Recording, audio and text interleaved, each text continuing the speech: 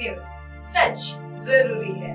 नमस्कार दर्शकों, आप देख रहे हैं MNS न्यूज टीवी और मैं हूं आपके साथ श्रद्धा तिवारी। तो आइए देखते हैं छत्तीसगढ़ से आई हुई खास खबर।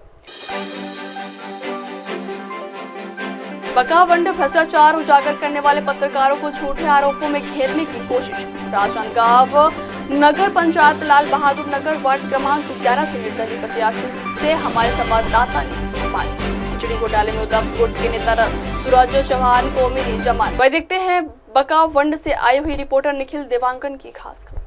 भ्रष्टाचार उजागर करने वाले पत्रकारों को झूठे आरोपों में घेरने की कोशिश। जगदलपुर भ्रष्टाचार उजागर होने से तिलमिलाए कुछ सरपंच और सचिव अब झूठे आरोप लगाकर मीडिया को डराने की कोशिश की जा रही है। डराने धमकाने का यह खेल वही सरपंच और सचिव कर रहे हैं जिसकी करतूतों को मीडिया कर्मियों ने उजागर किया है। कांग्रेस शासनकाल में भ्रष्टाचार का खुला खेल खेलने वाले कुछ सरपंच सचिवों के निशाने पर अब पत्रकार आ गए। राज्य की भाजपा सरकार को बदनाम करने का कुचक्र रचने वाले इन सरपंच और सचिवों ने कमिश्नर के पास शिकायती पत्र भेजकर नया पैंतरा चला है इस कृत्य में। बकावंड जनपद के पूर्व CEO और पंचायतों के निर्माण कार्यों का ठेका लेने वाले पंचायत सचिव की बड़ी भूमिका होने की खबर है। अगली खबर तो आइए देखते हैं राजनांदगांव से आई हुई रिपोर्टर अनिल सिन्हा की खास खबर।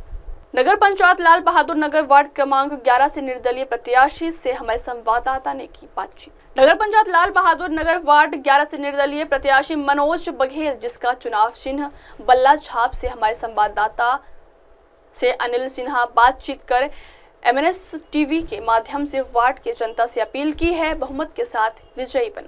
वार्ड नंबर 11 से आप चुनाव लड़ रहे हैं तो क्या अपील करेंगे जनता से आप?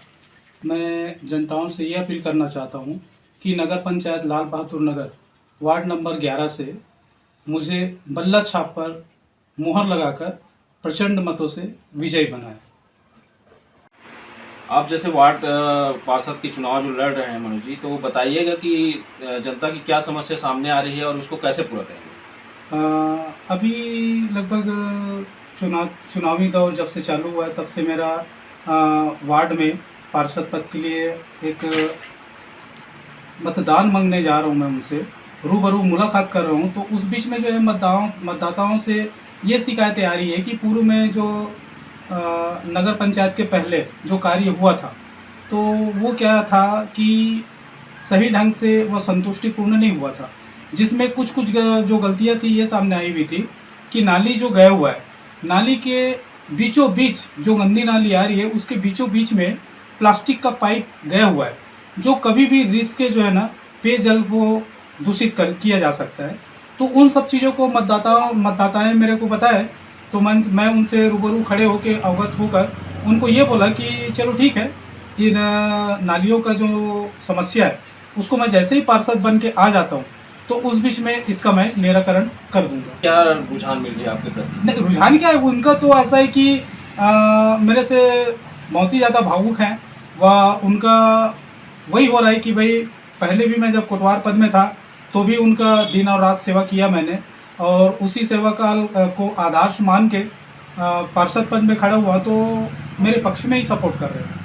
कोटवाल बन के भी आप पहले जनता की सेवा कर चुके हैं और आप पार्षद बन के उनकी सेवा करना चाहते हैं? बिल्कुल बिल्कुल बिल्कुल। तो क्या है जनता की राय आपकी? राय सहमत है मेरे से, अभी सहमत है। निश्चित ही आप कितने वोटों से विजय होंगे? अब देखो बाकी जो भी है वो शिव जी की कृपा है, लेकिन मेरा अंदाज़ा ये कहता है कि 5 प्रत्याशी खड़े हैं तो उनमें से 5 प्रत्याशी में से मैं लीड करूंगा, ऐसा उम्मीद जा रहा है। तो एलबी नगर के जो जनता है आपको सपोर्ट करेगी? बिल्कुल बिल्कुल, मेरे जो वार्ड वासी है वो मेरे को बिल्कुल सपोर्ट करेंगे क्योंकि मैं पूर्व में उनसे परिचित हूँ।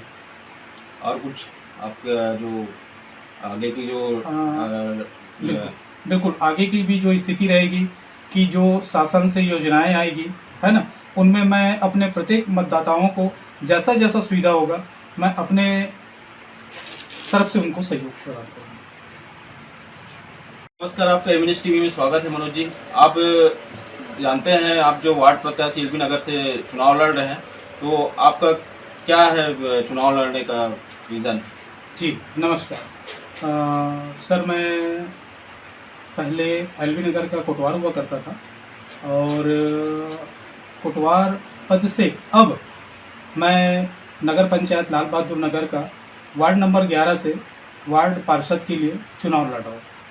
अब इस चुनाव लड़ने का मुख्य उद्देश्य मेरा ये है कि विगत समय में कोटवारी पद के रहते रहते मैंने जब लाल बहादुर नगर के मतदाताओं से, नागरिकों से मेल मिलाप व जानकारी है मुझे, तो उस जानकारी के मुताबिक पब्लिक के बीच में क्या क्या जो समस्याएं हैं वो उनको मैं पूर्व में ही अवगत कर चुका हूँ, मेरे जानकारी में है।